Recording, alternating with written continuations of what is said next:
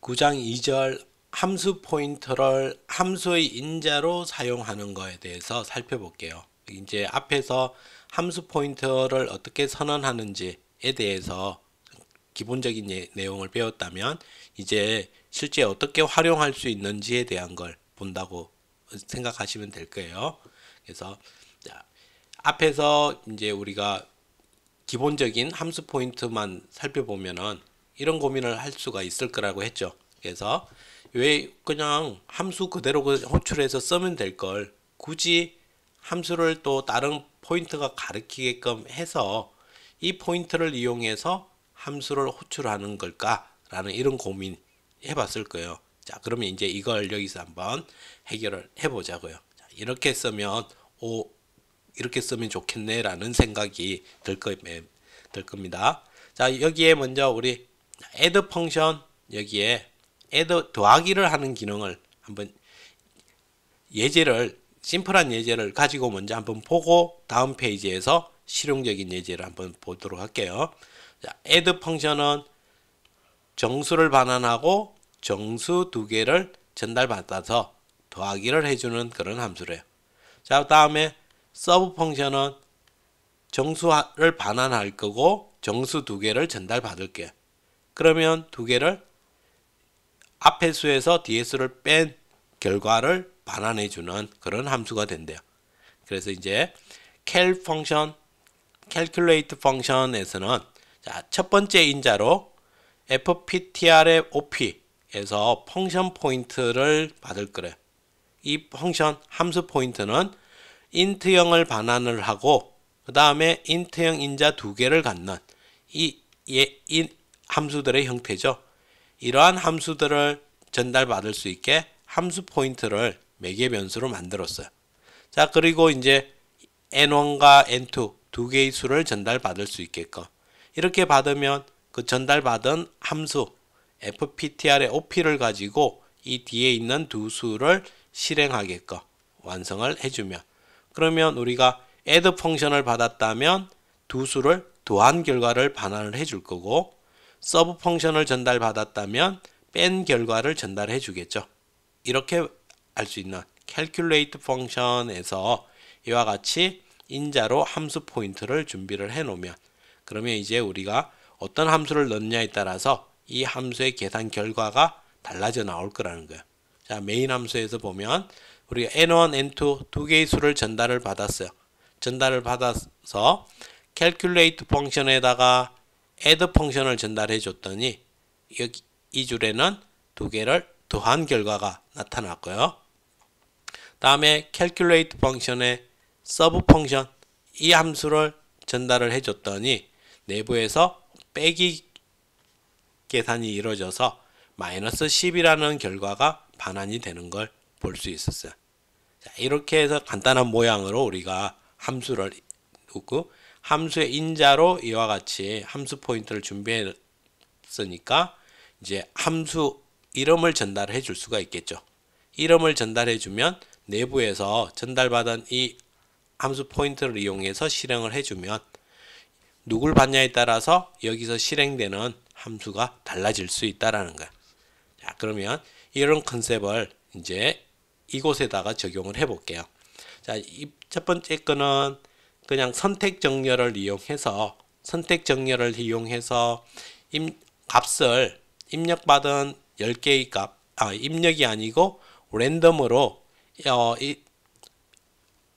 0에서 100 사이의 값을 입력을 받았어요.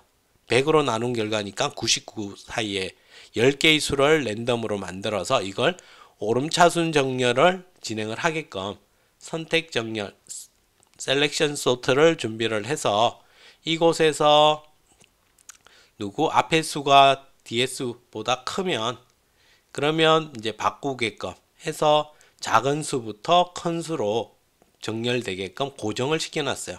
얘는 오름차순 정렬을 하게끔 고정되어 있는 함수라는 거예요. 선택 정렬.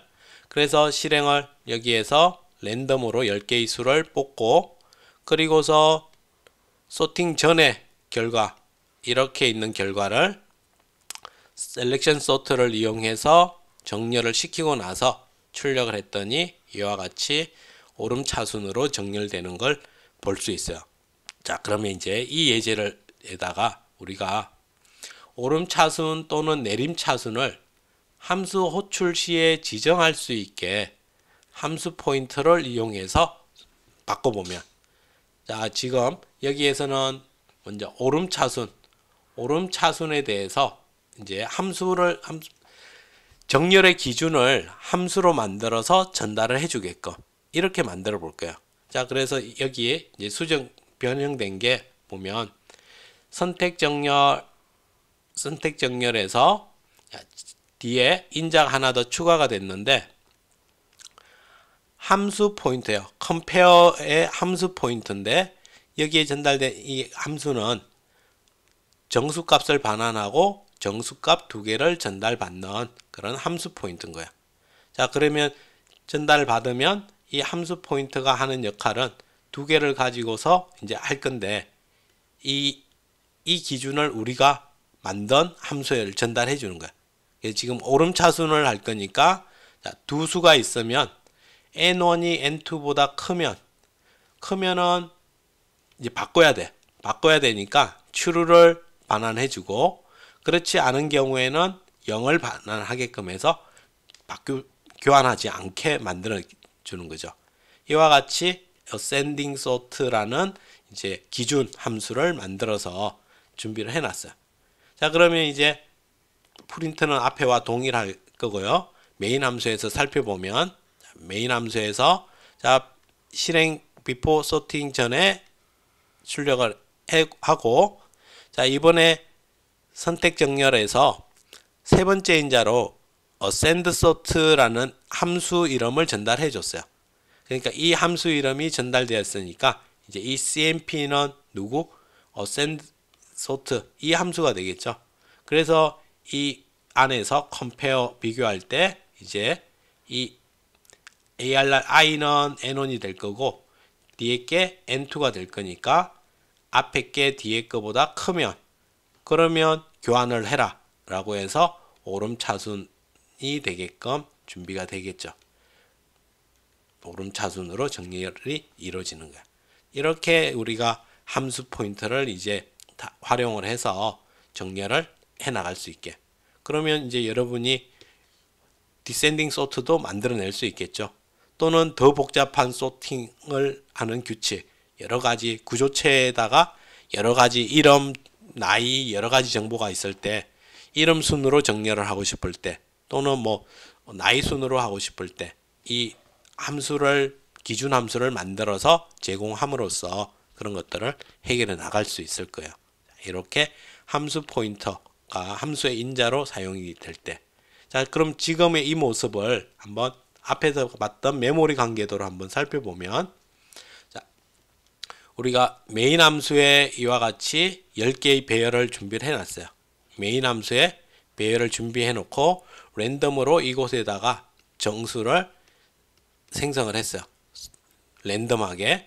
자, 그 다음 우리가 이제 여기 ascending sort, selection sort 다 함수들을 준비를 다 해놨을 거예요. 자, 그래서 selection sort가 시작이 될 때, selection sort를 호출할 때 메인에서 이제 selection sort를 호출하면서 여기에 배열과 개수와 그 다음에 여기에 함수 포인트를 하나 전달을 해줬었죠. 자, 그러면 이제 CMP가 누구를 가리킨다? ascending sort 이 함수를 이렇게 가리키게 되겠죠. 그러면 이제 selection sort 내에서 이제 함수가 실행이 돼서 이곳에서 비교할 때 compare if compare 함수에서 지금 ARR이라고 하면 ARR의 i와 ARR의 j를 비교하게끔 이렇게 이제 진행을 할 수 있겠죠. 이렇게 해서 얘를 CMP를 실행을 하면 누가 실행이 된다? 이 기준에서 ARR의 i는 누구 n1의 값이 될 거고 ARR의 j는 n2의 값이 돼서 이 내부에서 비교를 해서 1 또는 0의 값이 나오겠죠. 그래서 만약 n1이 n2보다 크다면 true가 나오니까 이제 교환을 시키겠죠. 이렇게 값을. 이와 같은 형태로 우리가 사용을 할 수 있다는 거예요. 자, 그러면 여러분은 이제 여기에 뭐 descend sort라는 함수가 하나 더 생성을 해서 필요할 때 이제 이것이 아니라 이게 아니라 이 함수를 가리키게끔 해놓고 나면 그러면 이제 내림차순으로도 정렬을 할 수 있겠죠.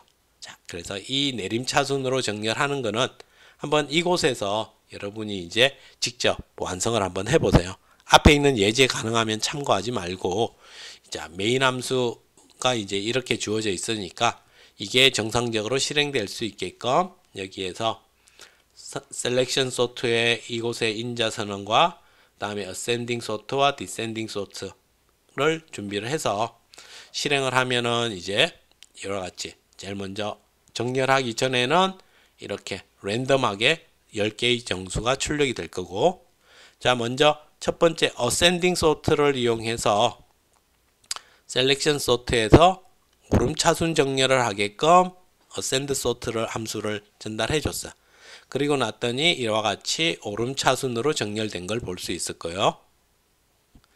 자, 그 다음에 이제 descend sort 내림차순으로 정렬하게끔 함수를 전달해 줬고 나서 실행했더니 이와 같이 내림차순으로 정렬되어 있는 걸 확인을 해 볼 수 있을 거예요. 이렇게 해서 미니 퀴즈를 여러분이 완성을 해 보면서 이렇게 활용할 수 있구나라는 걸 확인해 볼 수 있도록 하세요. 아주 많이 중요한 부분이니까 꼭 여러분들이 직접 이 미니 퀴즈를 완성을 해 볼 수 있도록 하십시오. 수고하셨습니다.